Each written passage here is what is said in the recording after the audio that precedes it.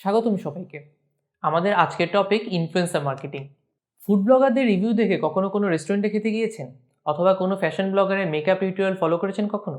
এই food blogger কিংবা fashion ব্লগারাই হচ্ছে ইনফ্লুয়েন্সার। আবার ইউটিউবে কোনো কুকিং চ্যানেল আছে যেটা রেসিপি হয়তো আপনি ফলো করেন, বা কোনো টেক গ্যাজেট চ্যানেল আছে যেখানে মার্কেটে নতুন প্রোডাক্ট আসলে তারা প্রোডাক্ট রিভিউ বা আনবক্সিং ভিডিও আপনি দেখেন।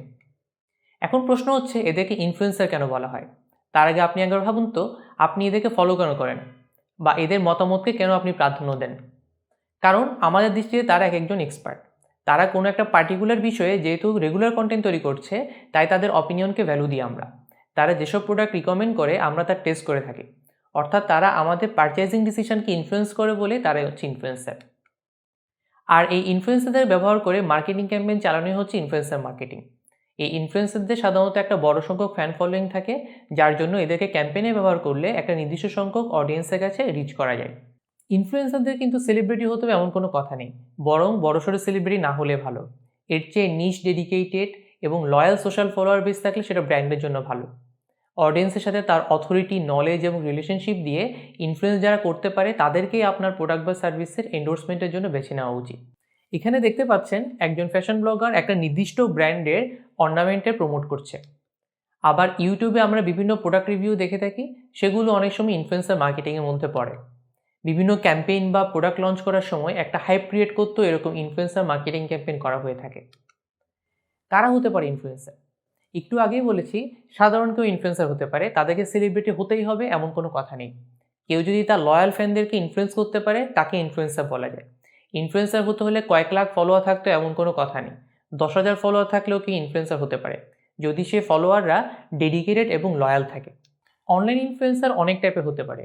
Blogger, YouTuber, vlogger, domain expert, special talent এরকম হতে পারে। আবার entrepreneur, public figure, cultural icon, celebrity, model, famous athlete এরাও ইনফ্লুয়েন্সার হতে পারেন। সবচেয়ে ইম্পর্টেন্ট যে ব্যাপারটা হলো, ওই পার্টিকুলার ফিল্ডে বা ওই পার্টিকুলার ইন্ডাস্ট্রিতে তাকে দক্ষ হতে হবে। যে ফুড ব্লগিং করে 50,000 ফলোয়ার বানিয়েছে ফেসবুক বা ইনস্টাগ্রামে, তাকে দিয়ে আপনি যদি টেক প্রোডাক্ট এন্ডোর্সমেন্ট করান তাহলে কিন্তু খুব একটা লাভ হবে না। কারণ ওই 50,000 ফলোয়ার কিন্তু ফুড ব্লগিংয়ের জন্য এসেছে, তার কাছ থেকে টেক প্রোডাক্ট বা মোবাইল রিভিউ পেতে না। এখানেই কিন্তু ইনফ্লুয়েন্সার আর মডেলের মধ্যে পার্থক্য। এই ফাইন লাইনটা মার্কেটার হিসেবে আপনাকেও বুঝতে হবে, নয়তো ক্যাম্পেইনটা সাকসেসফুল হবে না ঠিকমতো। আবার আজকাল অনেক ফ্রড ইনফ্লুয়েন্সারও দেখা যায় বিভিন্ন জায়গায়, এদের ব্যাপারেও আপনাকে সাবধান থাকতে হবে। মডেলদের সাথে যেরকম ইনফ্লুয়েন্সারদের পার্থক্য আছে, তেমনি ব্র্যান্ড অ্যাম্বাসেডরদের সাথেও আছে। ব্র্যান্ড অ্যাম্বাসেডররা আপনার ব্র্যান্ডকে সবসময় পজিটিভলি রিপ্রেজেন্ট করবে, কারণ তার সাথে হয়তো আপনি 6 মাস বা 1 বছরে একটা কন্ট্রাক্ট করেছেন। কিন্তু একজন ইনফ্লুয়েন্সার শুধুমাত্র আপনার প্রোডাক্ট বা সার্ভিস ব্যবহার করে দেখাবে, তাও সর্বোচ্চ 1 বা 2 বার। সে কিন্তু আপনার ব্র্যান্ডের সাথে লং টার্ম কমিটেড না। সে মাসখানেক পর আপনার কম্পিটিটরদের সাথেও চাইলে কাজ করতে পারে। ব্র্যান্ড অ্যাম্বাসেডর কিন্তু সহজে এরকম করতে পারবেন না। ব্র্যান্ড অ্যাম্বাসেডর বিভিন্ন অনুষ্ঠানে বা তার লাইফস্টাইলে আপনার ব্র্যান্ডকে রিপ্রেজেন্ট করতে পারে, কিন্তু একজন ইনফ্লুয়েন্সার তেমনটা করবে না। সে হয়তো অপ্পো মোবাইলের জন্য একদিন ইনফ্লুয়েন্সার মার্কেটিং করলো, পরদিনই ইনস্টাগ্রামে ছবি দিতে পারে আইফোন হাতে নিয়ে। তাও ইনফ্লুয়েন্সার মার্কেটিংয়ে বেশ কিছু পজিটিভ দিক আছে বা বেনিফিটস আছে। সেই জন্য মার্কেটিয়াররা আজকাল ফেসবুক বা ইউটিউব মার্কেটিং বা বরাদ্দকৃত বাজেটের একটা অংশ অ্যালোকেট করছেন এই ইনফ্লুয়েন্সার মার্কেটিংয়ের জন্য। প্রথমেই হলো ব্র্যান্ড অ্যাওয়ারনেস বাড়ানো। একজন ইনফ্লুয়েন্সারে হাজার হাজার ফলোয়ার থাকে, তাই আপনি যখন এরকম একজন ইনফ্লুয়েন্সের সাথে মিলে মার্কেটিং ক্যাম্পেইন করছেন, তখন সেসব ফলোয়াররা আপনার ব্র্যান্ড সম্পর্কে জেনে যাচ্ছে। ফেসবুকে পেজ বুস্টের বদলে এভাবে তাই ব্র্যান্ড অ্যাওয়ারনেস বাড়ানো যায়। আপনার যদি রেস্টুরেন্ট থেকে থাকে, তাহলে কোনো ফুড ব্লগারের সাথে পার্টনারশিপের মাধ্যমে তার ফ্যান বেসের সাথে আপনি পরিচিতি গড়ে তুলতে পারবেন। তবে এখানে আবারও বলা, সেই পার্টনারশিপ বা রিভিউটা যেন অথেন্টিক মনে হয়, স্ক্রিপ্টেড যেন মনে না হয়।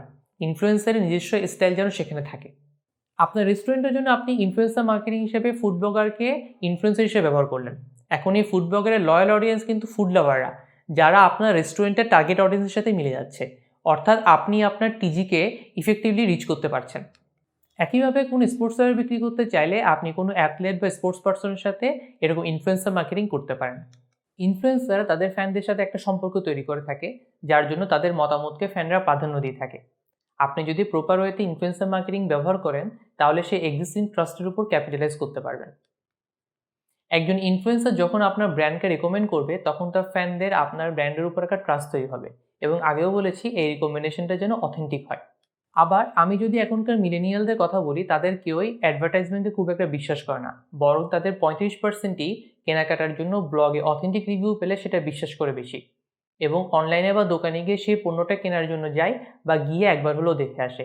এভাবেই কিন্তু সেই ব্র্যান্ডের নতুন লিড জেনারেশন হয় বা সেলস বাড়ে। এখন প্রশ্নটা হলো, আপনি কিভাবে সঠিক ইনফ্লুয়েন্সার খুঁজে পাবেন? এবং এখানে উত্তরটা হলো রিসার্চ করে খুঁজে বের করতে হবে। আপনার ব্র্যান্ডের সাথে মানানসই কে, আপনার ব্র্যান্ডের ইন্ডাস্ট্রিতে কোন কোন ইনফ্লুয়েন্সার আছে সেটা দেখা লাগবে। ম্যাসিভ ফলোয়িং আছে এরকম কারো পিছনে না ছুটে আসলেই সে যদি কোনো একটা এক্সট্রা ভ্যালু অ্যাড করবে কিনা সেটা আপনাকে দেখতে হবে। যাদের বেশি বেশি ফলোয়ার তাদেরকে আপনি ভালো পে করলেন বা অনেক এক্সপোজার দিলেন, তারা আপনার নামে ভালো ভালো অনেক কথা বললো, এটা কিন্তু আসলে ইনফ্লুয়েন্সার মার্কেটিং না। এটা সাধারণত সেলিব্রিটিরা বা মডেলরা করে থাকে। ইনফ্লুয়েন্সার আসলে তারাই যারা তাদের নিজস্ব একটা স্টাইলে নিজেদের লয়াল ফ্যান বেসকে কাল্টিভেট করে। এরকম অথেন্টিক ইনফ্লুয়েন্সারদের খুঁজে বের করতে হবে আপনাকে। 2-3 হাজার ফলোয়ারের মাইক্রো ইনফ্লুয়েন্সারও অনেক সময় ভালো কাজে দেয়, যদি আপনার ব্র্যান্ড ইমেজ বা ব্র্যান্ড মেসেজ ঠিকভাবে তার লয়াল ফ্যানদের কাছে তারা পৌঁছাতে পারে। সাথে আপনার বাজেটের দিকেও খেয়াল রাখতে হবে বই কি। মাইক্রো ইনফ্লুয়েন্সাররা বেশিরভাগ সময় ইন্ডিপেন্ডেন্টলি কাজ করে, আবার কোনো কোনো সময় এজেন্সির সাথেও কাজ করে। সেক্ষেত্রে আপনাকে এজেন্সির সাথে কমিউনিকেট করে তার সাথে যোগাযোগটা করতে হয়। যারা রেগুলার বেসিসে ইনফ্লুয়েন্সার ক্যাম্পেইন করে তাদের নিজেদের পোর্টফোলিও থাকে অনেক সময়, সেটাও চেক করে নিতে পারেন। ইনফ্লুয়েন্সারদের কেমন পে করতে হবে এটা মোটা দাগে বলা কঠিন। এটা অনেকটা অবস্থা বুঝে ব্যবস্থা নেওয়ার মতো। আপনার বাজেটের কথা তো মাথায় রাখতেই হবে, সাথে তার মেসেজটার ইফেক্টিভনেসটার কথাও আপনাকে খেয়াল রাখতে হবে। একেকজনের সাথে একেকভাবে ডিল করতে পারেন আপনি। কাউকে সরাসরি টাকা দিতে পারেন, কাউকে গিফট বা ডিসকাউন্ট কোড অফার করতে পারেন, কারো সাথে সরাসরি কোনো সেলস শেয়ারিং করতে পারেন। অর্থাৎ আপনি বিভিন্নভাবেই চাইলে এনগেজ হতে পারেন তাদের সাথে। একটা ব্যাপার মাথায় রাখা ভালো, আপনি যে ইনফ্লুয়েন্সার চুজ করেছেন সে আপনার কম্পিটিটরদের সাথে কিছুদিনের মধ্যে কাজ করেছে কিনা সেটা চেক করে দেখবেন। সেক্ষেত্রে তাদেরকে অ্যাভয়েড করাই ভালো, নয়তো ইউজারদের মধ্যে ট্রাস্ট ইস্যু তৈরি হবে একটা। আপনি যে ইনফ্লুয়েন্সার চয়েস করেছেন তার এনগেজমেন্টের রেশিওটা চেক করবেন, কমেন্টগুলোও চেক করে দেখবেন।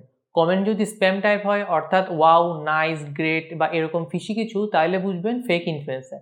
অথেন্টিক ফ্যানরা সাধারণত অথেন্টিক কমেন্টই করে। আরও একটা ইম্পর্টেন্ট ব্যাপার হলো, influencer marketing is not about quick result. এটা অনেকটা কন্টেন্ট মার্কেটিংয়ের মতো, ধীরে ধীরে ট্রাস্ট বিল্ড আপ করতে হয়। এই ক্যাম্পেইন কিন্তু ডিরেক্ট সেলস ক্যাম্পেইনের মতো না, যে কোনো ইনফ্লুয়েন্সার আনলেই হু হু করে আপনার পণ্যের কাটতে বেড়ে যাবে। বরং এটা আপনার ব্র্যান্ডের অথরিটি, ক্রেডিবিলিটি এবং থট লিডারশিপ এগুলোকে সলিড করবে। সাবজেক্ট ম্যাটার এক্সপার্ট ছাড়া যাকে তাকে দিয়ে ইনফ্লুয়েন্সার ক্যাম্পেইন করলে সেটা আখেরে ফায়দা দিবে না খুব একটা। হয়তো সাময়িক একটা বাস তৈরি হবে, কিন্তু কিছুদিন পর লোকে ভুলে যাবে। এর চেয়ে অল্প হাইপ তুললেও অথেন্টিক এবং আপনার ইন্ডাস্ট্রির সাথে পুরোপুরি যায় এমন কারোর সাথে পার্টনারশিপ করলে সেটার ইম্প্যাক্ট লং লাস্টিং হবে। Successful influencer marketing campaign run করা কিন্তু আবার set it and go type কোনো স্ট্র্যাটেজি না। আপনাকে রেগুলার বেসিসে ইনভলভ থাকতে হবে এবং কেয়ারফুলি মনিটরিং এবং ফলো আপ রাখতে হবে। ইনফ্লুয়েন্সারও হিউম্যান এবং তাদেরকে হয়তো মাল্টিপল পার্টনারশিপ ব্যালেন্স করতে হয়। সো তারা অনেক সময় তাদের প্রোফাইল থেকে অন টাইমে পোস্ট করে না, বা আপনার যে রিকোয়েস্টেড ট্যাগ বা কল টু অ্যাকশন সেগুলো দিতে ভুলে যেতে পারে। এইসব রেগুলার বেসিসে চেক আপে রাখতে হবে, আর ইনফ্লুয়েন্সারদের সাথে এই রিলেশনশিপটাও কাল্টিভেট করতে হবে। সাথে এটাও দেখতে হবে আপনার পটেনশিয়াল ইনফ্লুয়েন্সারদের profile tons of paid post দিয়ে যেন বোমবার্ড না থাকে। যদি তাদের প্রতি 5টা বা 10টা পোস্টের মধ্যে এরকম 1টা বা 2টা স্পন্সর পোস্ট হয়, সেটা তাহলে ঠিক আছে। সামারি হলো, ইনফ্লুয়েন্সার মার্কেটিং অনেকের জন্য খুব কাজে দেয়, অনেকে ঠিকমতো স্ট্র্যাটেজি না নেয় ফ্লপ করে। কিন্তু ইনফ্লুয়েন্সাররা সোশ্যাল মিডিয়া এরিনাতে থাকতে এসেছে, তাই প্রপার রিসার্চ করে একটা বাজেট ঠিক করে আপনার ক্যাম্পেইন অবজেক্টিভ সেট করে সঠিক ইনফ্লুয়েন্সারকে খুঁজে নিতে হবে। তাদের স্টাইলেই তার অডিয়েন্সের সাথে এনগেজ করাতে হবে, এবং আপনাকেও রেগুলার মনিটর এবং রিভিউ করতে হবে। তাহলে আপনার ক্যাম্পেইন সাকসেসফুল হবে। Happy learning.